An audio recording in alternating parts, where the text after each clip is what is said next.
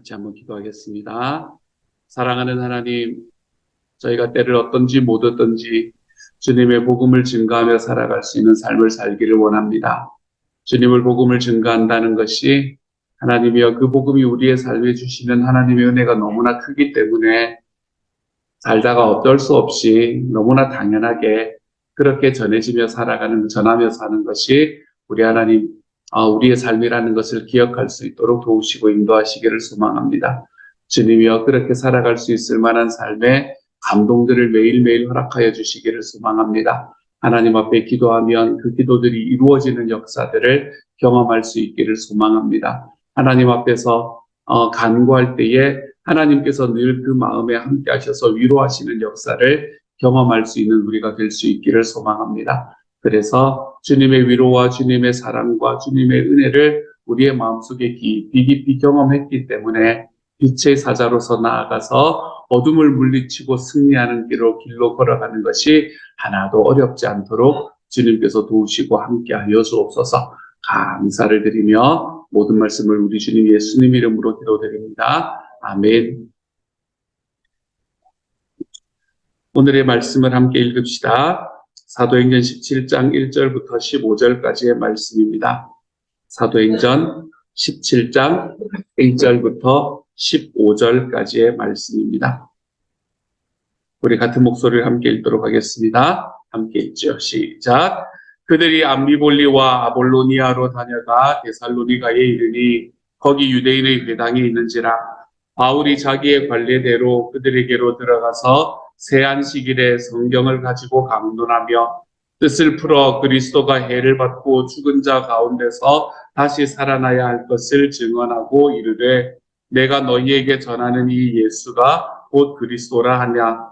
그 중에 어떤 사람 곧 경건한 헬라인의 큰 무리와 적지 않은 비부인도 권함을 받고 바울과 실라를 따르나 그러나 유대인들은 시기하여 저자의 어떤 불량한 사람들을 데리고 때를 지어 성을 소동하게 하여 야손의 집에 침입하여 그들을 백성에게 끌어내려고 찾았으나 발견하지 못하매 야손과 및 형제들을 끌고 읍장들 앞에 가서 소리질러 이르되 천하를 어지럽게 하던 이 사람들이 여기도 이르매 야손이 그들을 맞아들였도다.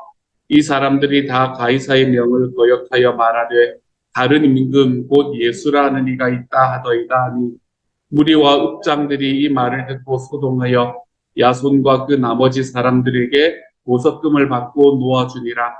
밤에 형제들이 곧 바울과 실라를 베레아로 보내니 그들이 이르러 유대인의 회당에 들어가니라. 베레아에 있는 사람들은 데살로니가에 있는 사람들보다 더 너그러워서 간절한 마음으로 말씀을 받고 이것이 그러한가 하여 날마다 성경을 상고하므로 그 중에 믿는 사람이 많고 또 헬라의 귀부인과 남자가 적지 아니하나 데살로니가에 있는 유대인들은 바울이 하나님의 말씀을 베레아에서도 전하는 줄을 알고 거기도 가서 무리를 움직여 소동하게 하거늘 형제들이 곧 바울을 내보내어 바다까지 가게 하되 실라와 디모데는 아직 거기 머물더라. 바울을 인도하는 사람들이 그를 데리고 아덴까지 이르러 그에게서 실라와 디모데를 자기에게로 속히 오게 하라는 명령을 받고 떠나니라. 아멘. 사도 바울이 데살로니가에 도착을 합니다. 이제 빌립보에 도착을 하고 난 이후에 처음으로 이 마케도니아 지역에서 복음을 전하기 시작을 했던 사도 바울은 이제 본격적인 도시, 사도 바울이 세웠던 이 데살로니가 지역에서 이제 본격적으로 복음의 사역을 시작을 하는 도시인 이 데살로니가라는 곳에 이르게 됩니다. 이 데살로니가라는 곳은 사도 바울이 데살로니가 전 구사를 써서 그곳에 건정할 만큼 사도 바울의 마음속에서는 굉장히 아픈 손가락으로 자리 잡고 있던 그런 곳이 바로 이 데살로니가라는 곳이었습니다. 데살로니가는 왜 사도 바울에게 아픈 손가락처럼 남아있는 곳이었나 하면 그것이 참 많은 고난을 받았던 그런 곳이기 때문에 그렇습니다. 예수님을 믿었다는 이유로 참 많은 고난을 받았던 곳이 바로 데살로니가라는 곳이었기 때문에 그랬어요. 사실 빌립보라는 곳에는 사도 바울이 어제도 우리가 이야기를 했었지만 빌립보라는 곳에서도 옥에 갇히기도 했었고 이런 여러 가지의 고난들이 있었지만 그 모든 고난들을 사도 바울이 어쨌든 해결을 해주고 떠났습니다. 그렇죠? 해결을 해주고 그리고 내가 로마 사람인데 너희가 어떻게 나를 이렇게 너희들 마음대로 집어넣을 수 있느냐라고 이야기하면서 그 뒤에 자기 뒤에 남아있는 사람들을 향한 그 사람들의 복수를 거의 막아주면서 이제 그곳을 떠날 수 있게 되었었잖아요. 그리고 그곳에 남아있는 사람들을 위로하고 성도들과 다시 만나고 그리고 떠날 수 있었던 곳이 빌립보였다면 데살로니가는 조금 다른 느낌입니다. 데살로니가에서도 빌립보에서와 비슷한 그런 고난이 벌어졌습니다. 오늘의 말씀을 보면 이제 이 데살로니가에서 일어났던 고난 속에서는 그 성이 조금 더 소동을 했다라는 그런 어떤 특징들이 있기는 했었지만 앞에서 있었던 고난과 큰 차이는 없는 것 같습니다. 어쨌든 바울이 여기에서 성경을 가지고 강론을 했더니 3절에 보면 뜻을 풀어 어떻게 이제 강론을 했나 하면 그리스도가 해를 받고 죽은 자 가운데서 다시 살아나야 할 것을 증언하고 이르되 내가 너희에게 전하는 이 예수가 곧 그리스도라라고 이야기를 했습니다. 바울이 전했던 메시지의 핵심에는 예수 그리스도가 있었던 것이지요. 그 예수 그리스도를 중심으로 딱 전했더니 4절의 말씀은 그 중에 어떤 사람 곧 경건한 헬라인의 큰 무리와 적지 않은 귀부인도 고난을 받고 바울과 실라를 따르나 라고 이야기합니다. 여기서 보면 경건한 헬라인, 적지 않은 귀부인 모두가 누구를 이야기하나 하면 이방인을 이야기하고 있다는 게 보이시죠? 그렇죠? 예수님이 누구신지에 대해서 전혀 모르고 메시아에 대해서 전혀 알지 못했던 이방인들은 그 말씀을 듣고 바울의 이야기를 따르지만 그러나 유대인들은 시기하여 우리가 복음을 이야기를 할 때도 이 교회 생활을 이야기를 할 때도 적당히 알고 적당히 믿는 게 더 큰 문제구나라는 생각을 이 말씀에서 다시 한번 해보게 됩니다. 유대인들이라 그러면 구약 성경의 말씀을 더 잘 알고 그리고 하나님 앞으로 예수님 앞으로 더 쉽게 돌아올 것 같은 사람이지 않습니까? 그렇죠? 근데 오늘의 말씀을 보면 자기가 믿고 자기가 생각하고 있는 것과 좀 다른 이야기를 하는 것이 사실은 그게 진리인데 그 진리라고 하더라도 자기가 믿는 것과 좀 다른 이야기를 할 때 그들의 마음이 시기심이 올라오고 여기서 시기한다라는 말은 자존심이 올라온다는 거거든요. 내가 믿는 게 맞지라고 이야기하는 자존심이 올라오고 있다는 것을 오늘의 말씀을 볼 수 있게 되네요. 그렇기 때문에 우리가 살아갈 때도 그런 이야기 하지 않습니까? 그렇죠? 예수님을 믿지 않는데도 참 잘 살아가는 사람, 예수님을 믿지 않는데도 칭찬받으며 살아가는 사람들이 오히려 예수님 믿는 게 더 어렵다라는 이야기를 할 때도 있고 우리가 교회를 다니면서도 정말 적당하게 아는 것 그리고 그 안에서 어설프게 아는 것 이렇게 어설프게 알고 적당하게 할 때 우리가 그 안에서 하나님께서 진짜 우리에게 말씀하시는 것이 무엇인가라는 것을 정확하게 아는 게 더 어려워지는 것 같기는 합니다. 오늘의 말씀에서도 그러한 오늘 우리에게 잠깐 이야기를 해주고 있네요. 그렇게 이제 가서 유대인들이 시기하여서 사람들을 가서 떼를 지어서 성을 소동하게 합니다. 그리고 야손이라는 사람의 집에 침입합니다. 아마도 사도 바울이 세웠던 가정교회가 여기에서 모이고 있었던 것 같아요. 아무리 조용히 모여서도 사람들이 다 알았겠죠. 그렇죠? 예루살렘에 있었던 가정교회 중에 하나가 이 마가의 어머니의 다락방에서 모이고 있었다면 아마 여기에서 처음으로 세워진 데살로니가에서 세워진 이 가정의 교회는 아마 야손의 집에 모이고 있었던 것 같습니다. 그래서 그 사람의 집에 침입해서 그들을 백성에게 끌어내려고 찾았습니다. 그들이 누구를 이야기를 하나 하면 바울과 실라를 이야기하겠죠. 바울과 실라를 끌어내려고 찾았는데 발견하지를 못한 거예요. 미리 알고 어디를 갔든지 아니면 누군가가 예수님을 믿으려는 마음이 있다 그래서 예수 영접 모임을 하러 갔든지 그냥 예수 영접 모임 우리가 하는 거니까 어쨌든 그러기 위해서 갔든지 어떻게 되었든 그들을 발견하지를 못했습니다. 그랬더니 이제 바울과 실라를 발견하지 못하니까 그를 통해서 예수님을 믿었던 사람들을 핍박을 하기 시작하는 겁니다. 그래서 야손과 그 형제들을 끌고 읍장들 앞에 가서 소리질러 이르되 천하를 어지럽게 하던 이 사람들이 여기도 이르되 라고 이야기를 합니다. 일단은 야손과 그 사람 형제들을 끌고 이제 자기들이 발견하려는 사람들을 발견하지 못했기 때문에 사실은 행패를 부리고 있는 거예요. 행패를 부리고 있는 과정 속에서 이 사람들이 표현하는 표현이 참 재미있습니다. 천하를 어지럽게 하는 사람이다 라고 이야기합니다.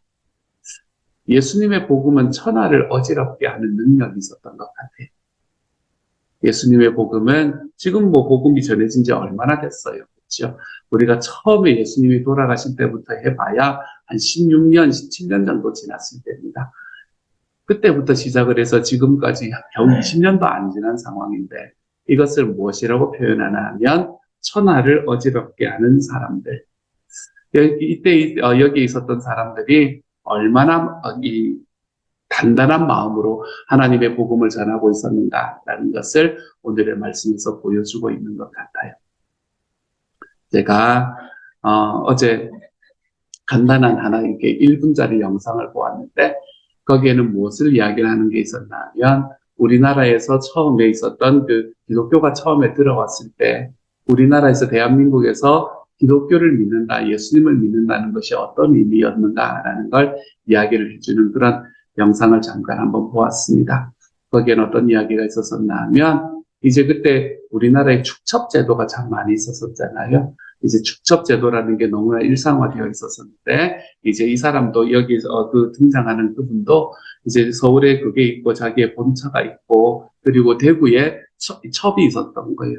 첩이 있어가지고 이제 서울에서 대구까지 이렇게 다니면서 그러면서 생활을 하던 그런 분이었는데 근데 이제 이분이 예수님을 이 병원에 가서 치료를 받다가 서울에 있는 이제 병원이 선교사님들이 세웠던 병원에 있었잖아요. 그 병원에 가서 치료를 받다가 그곳에서 예수님을 믿게 되었던 겁니다. 근데 그때 당시에 대한민국에 들어왔던 기독교는 크게 두 가지를 크게 그거합니다. 금지하는 게 뭔가 하면 우리나라 사람들이 그때도 요즘도 마찬가지지만 술에 굉장히 쩔어서 살아갔던 때라고 이야기를 들었거든요. 그래서 술을 마시면 안 된다라는 게 첫 번째 굉장히 큰 이야기 중에 하나였고 또 하나는 뭐였나 하면 첩제도를 반대하는 그것이 큰 이야기 중에 하나였다고 이야기합니다. 그래서 이제 이분이 예수님을 믿겠다라고 이야기하니까 그러면 당신이 있던 첩을 집에서 내보내야 됩니다. 성경의 말씀은 한 명의 남자가 한 명의 여자와 함께 결혼하는 겁니다. 라고 이야기를 했다고 해요. 그때 당시에 모든 사회 통념들이 다 이거는 괜찮다고 이야기하던 시기가 아니었습니까? 그렇죠? 근데 그 이야기를 듣고 이분이 뭐를 딱 결단을 하나 하면 내가 예수님을 믿겠다라고 딱 결단을 하는 거예요. 그리고는 자기가 그때까지 함께 있던 자기 대구에 있던 첩을 내보내게 되는 겁니다. 그렇게 내보내면서 그때 이제 그 사람과 그리고 그의 집안이 굉장히 크게 이제 이 사람에게 막 와가지고 어떻게 그럴 수가 있냐라고 막 이야기를 하기 시작을 합니다. 그랬더니 이분은 자기가 그렇게 되었던 이유를 쭉 설명을 해주면서 그들이 평생을 살아갈 수 있는 뒷바라지를 그러니까 이제 이 뒤에 필요한 돈들, 재정들 있잖아요. 재정들을 평생 동안 되어 주는 일을 감당을 했다고 이야기를 합니다. 그리고는 이제 그랬더니 이제 이 사람이 자기가 그냥 쫓아낸다고 생각을 했다가 자기의 모든 노후들을 다 책임져주는 그런 이 사람의 모습에 이제 이 가족이 감동을 하는 것.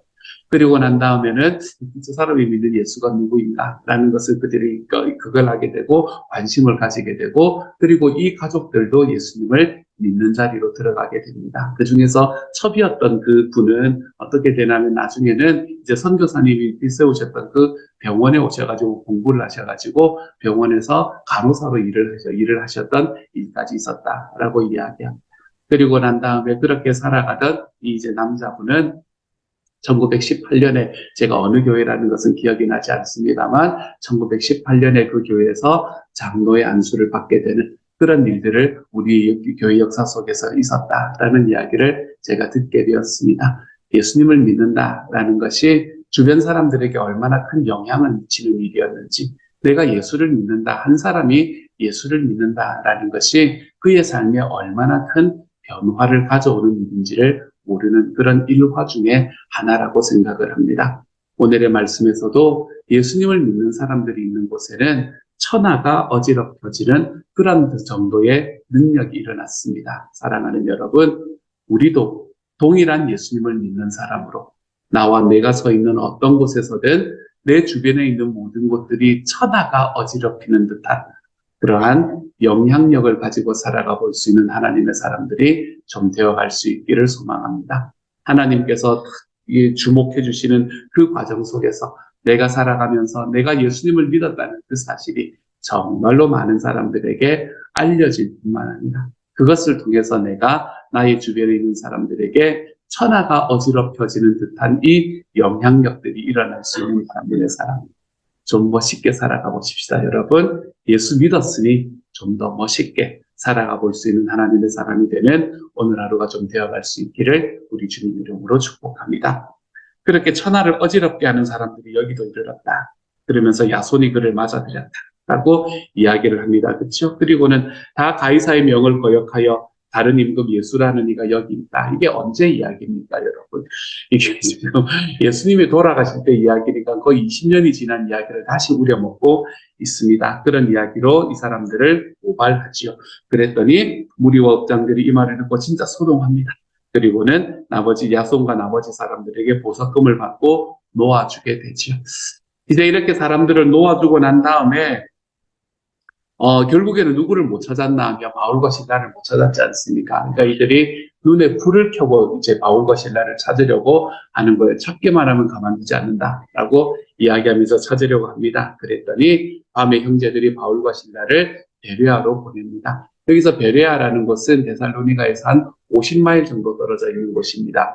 그거로 보면 지리로 보면 한 68km 정도 떨어졌다고 이야기하니까 대략 50마일 정도 떨어진 곳이라고 보시면 됩니다. 여기에서 샌프란시스코 정도다라고 생각을 하시면 큰 무리가 없겠네요. 그래서 그렇게 떨어진 곳으로 보내게 됩니다. 요즘에야 이제 이 교통수단이 발달했기 때문에 금방 가지만 그때 당시에는 뭐 길도 그렇게 좋지 않았고 뭐 여러 가지 상황들로 인해서 데살로니가에서 베레아까지 가는데 한 2, 3일 정도 걸리는 그런 거리였다라고 이야기를 합니다. 그 정도 거리라고 생각을 하시면 되겠네요. 어쨌든 이곳으로 갑니다. 하지만 이곳은 여전히 그 마케도니아 지역 안에 있던 도시였다는 것은 분명하지요.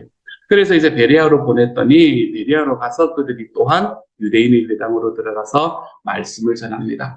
마치 앞에서 이야기했던 이야기를 또 다시 한번 보는 듯한 그런 뉘앙스가 드는 12절에 보면 그 중에 믿는 사람들이 많고 또 헬라의 귀부인과 남자가 적지 아니하나 데살로니가 있는 그래 이제 그렇게 됩니다. 그래서 복음을 전했더니 복음이 계속해서 영향력을 발휘하기 시작을 하는 거예요. 그런데 그때 어떤 일이 일어나냐면 13절에 보면 데살로니가 있는 유대인들은 바울이 말씀을 베레아에도 전한다는 것을 듣습니다.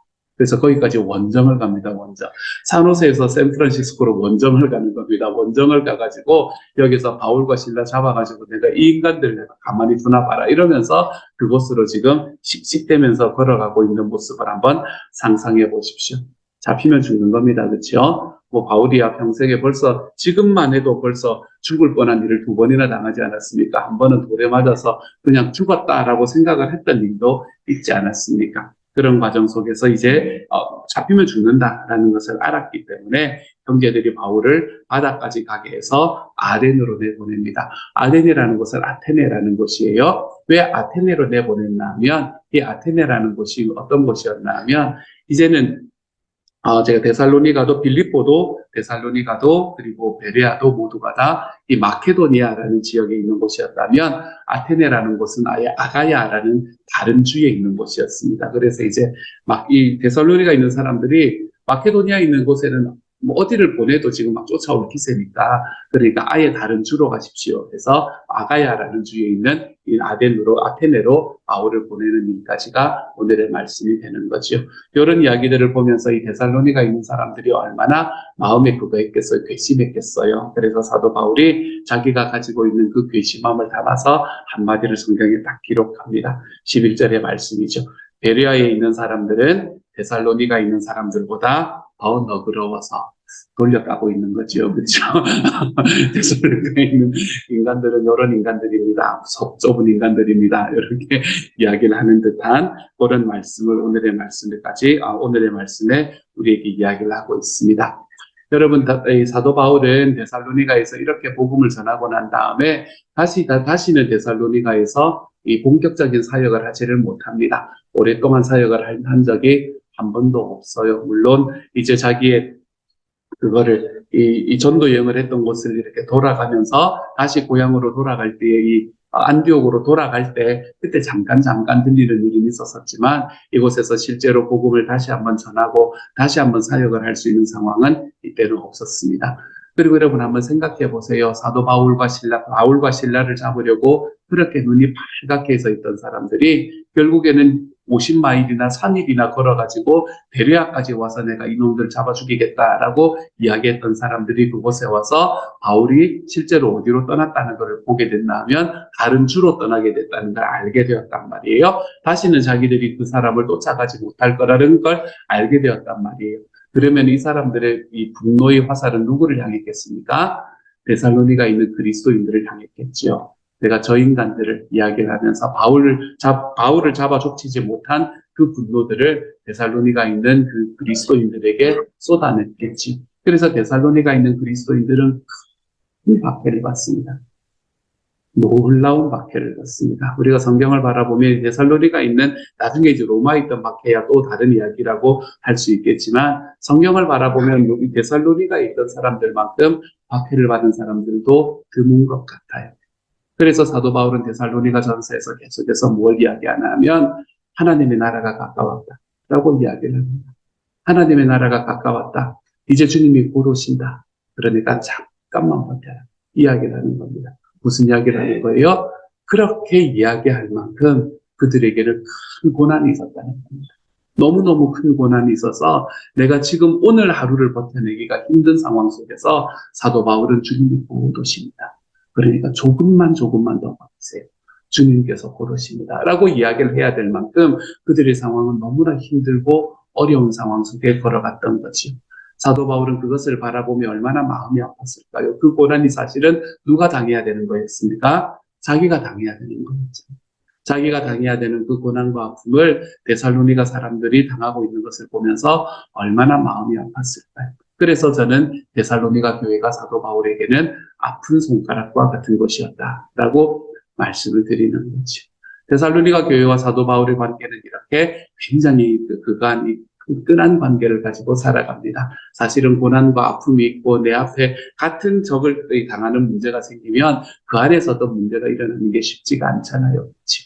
그렇기 때문에 사도 바울과 데살로니가 교회는 정말로 친한 친구로 평생을 그를 위해서 기도해주는 그런 교회로 사실은 바울 때문에 자기들이 고난을 당하고 고통을 당하고 있다고 억울해하고 이야기하며 원망할 수도 있었던 관계가 될 수 있었지만 데살로니가 교인들은 그렇게 하지 않았고 사도 바울은 그들을 향해서 끝없이 사랑을 쏟아놓으며 그리고 그들을 향해서 사실은 데살로니가 있는 교회가 그렇게 막 큰 교회는 아니었거든요.